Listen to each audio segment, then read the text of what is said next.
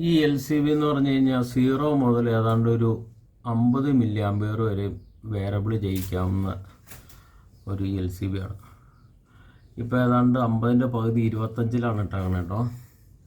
ഇപ്പോൾ നമുക്ക് ഇവിടെ മില്ലി ആംസ് ലീക്ക് വന്നത് 3 മില്ലി ആംസ് ആണ്. 3 മില്ലി ആംസ് 3.something ഏതാണ്ട് 4 മില്ലി ആംസ് കൂട്ടിക്കോ. അപ്പോൾ ഉണ്ടോ, ഇനി ഇത് നമുക്കൊന്ന് കുറച്ച് നോക്കാം. മില്ലി ആംസ് കുറയ്ക്കുമ്പോൾ എങ്ങനെയാണ് ട്രിപ്പ് ആവണമെന്ന് നോക്കാം. അതിലൊരു ഇതിടാവുന്നൊരു പോയിൻ്റ് ഉണ്ട്. ആ പോയിന്റിലിട്ടിട്ട് ഇങ്ങനെ കുറച്ചു. എത്രയും കുറച്ച് വന്നപ്പോഴും ആയില്ല.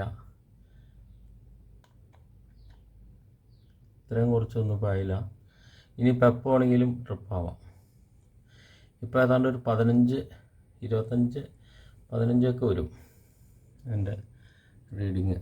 ഇനി ചിലവിടെ കുറച്ച് കഴിഞ്ഞ് കഴിഞ്ഞാൽ ഇത് ട്രിപ്പായി.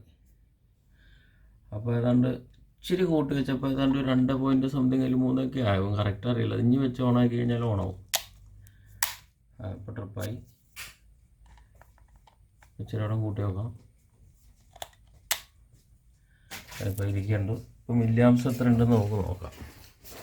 ഇപ്പോൾ മില്ലി ആംസ് 4.something ഉണ്ട്.